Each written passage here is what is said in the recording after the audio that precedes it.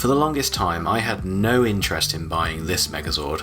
What did I want with a black and gold version of something I'd already got? I don't buy the repaints. But then as time has gone on and I've bought more than one new version of the original Dino Megazord, my original logic seemed less convincing. If I was willing to rebuy new takes on the same toy, why couldn't I also get the same toy but in a different colour? I know, it's ridiculous and I normally don't go for it. One recent example from a season I did collect being Dino Charge, which had a rather absurd amount of repaints in that line. And I know there were other black and sometimes gold versions of Megazords scattered across the first few seasons of the show as well. Luckily, they never appealed. But with the Lifeforce Megazord, it was different. This was a repaint that actually appeared on the show. My actual series toy line was incomplete without it. And so we go to the toy history, and this is an interesting one. From a Power Rangers Lightspeed Rescue perspective, Lifeforce Megazord was seen in 3 episodes of the show, but never appeared in the Bandai America toy line, which they had ended with the Omega Megazord. So Power Rangers fans have never had an easy way to get hold of this. Over in Japan for GoGoFive, however, Max Victory Robo's Sigma project appeared just once in the 50th and final episode of the series, but did get a toy release. I guess for both shows it was notably the very first time a black and gold coloured repaint actually appeared on screen. Although I don't know for the toy version, because the colour of it seems to be a little inaccurate, like kind of grey-brown. In terms of how I eventually went on to get mine, well, those of you that watch my 10 Megazord Madness buys video already know this, but while in the thick of perusing eBay for some new old Megazords last year, this one came along for £331 all in, which seems a lot now, but in the boring reaches of 2020, it did make total sense at the time, and to be fair, some of that was a somewhat unexpected import charge. Great.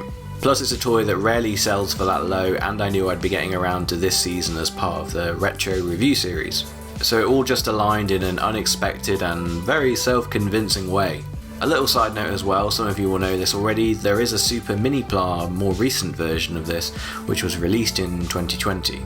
Onto the design though, and well, if you're familiar with the original, you'll be familiar with this. It's definitely interesting, and although it never appeared on screen, just like with the original, it does separate into all of its components, be they the Lightspeed Megazord, or the Max Solarzord, or the Zords, in which you do garner quite a new perspective on them. They seem so sleek and stealthy or dark, like they could be evil versions of the Rescue Zords. I've been trying to think what would be the opposite of Rescue Zords, maybe the Endanger Zords, don't think it'll catch on somehow.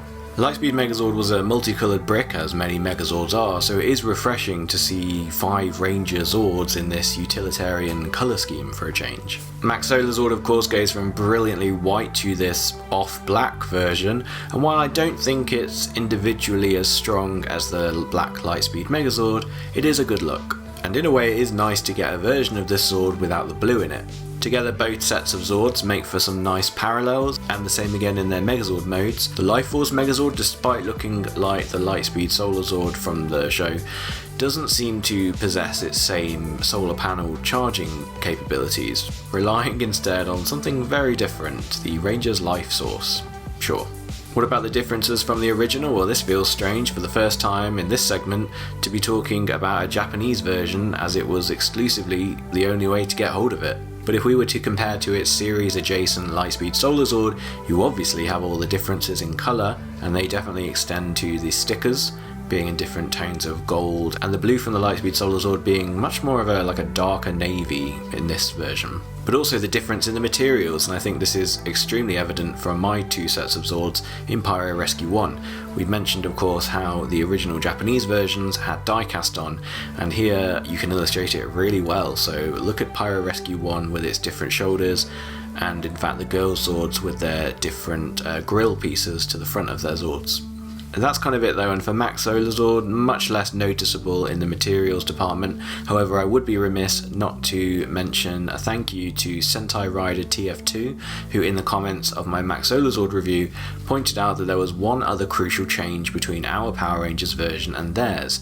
There's actually supposed to be 2 extra thrusters at the back of the wings, near the main thruster section, but not in it. You can really notice it from the sides of Megazord mode, but also on the back of its shuttle mode. Weird how Bandai America opted to cheap out on these, and something that I've genuinely never even noticed before, but now I can't unsee it.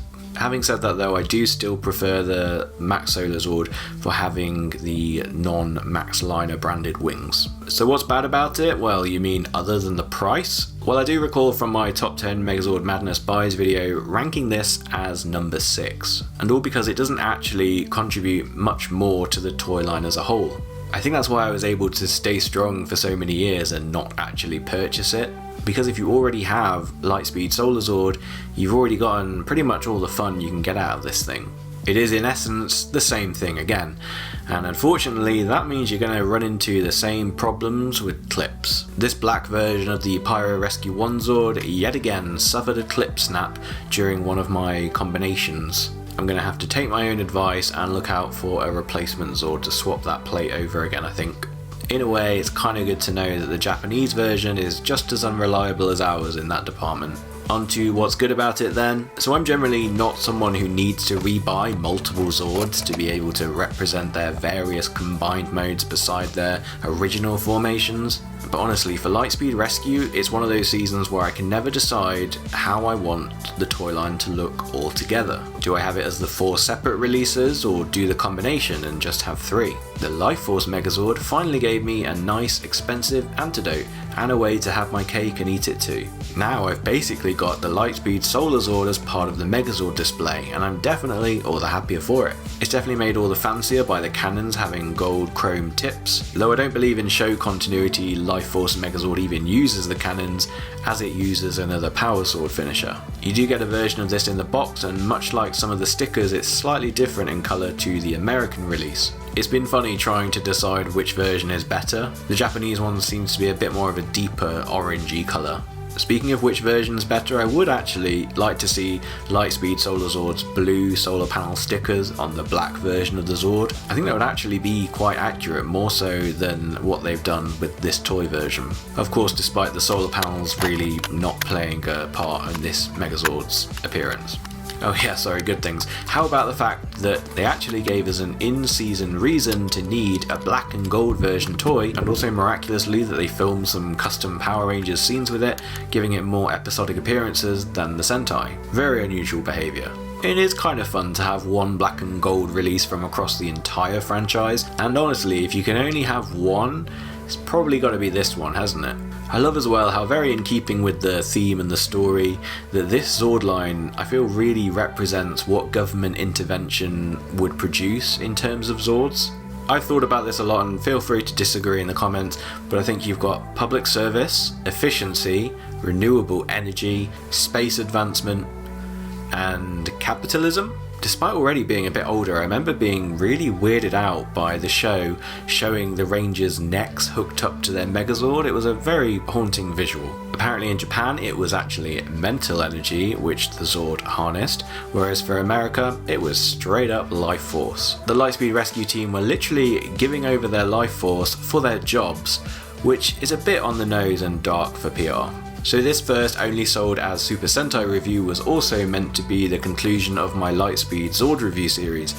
However, as has been evidenced in my lack of self-control buying in this, sometimes I've got a bit more to say, and I've got a surprise 6 review for you coming. The theme for this last video are 2 extra components for the Zord line, neither of which are strictly right, but neither are strictly wrong either. So hold fire for that, and until then, why not let me know your thoughts in the comments. Did you have, or would you have liked, the Lifeforce Megazord? Would you consider the newer Super Mini-Pla version as a bit of a stopgap despite the very obvious size difference? And also, as of time of filming, they've not yet finished that line off with the Omega Megazord.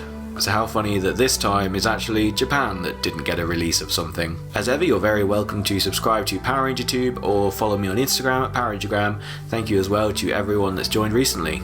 And yeah, until the next time then, I'll see you later.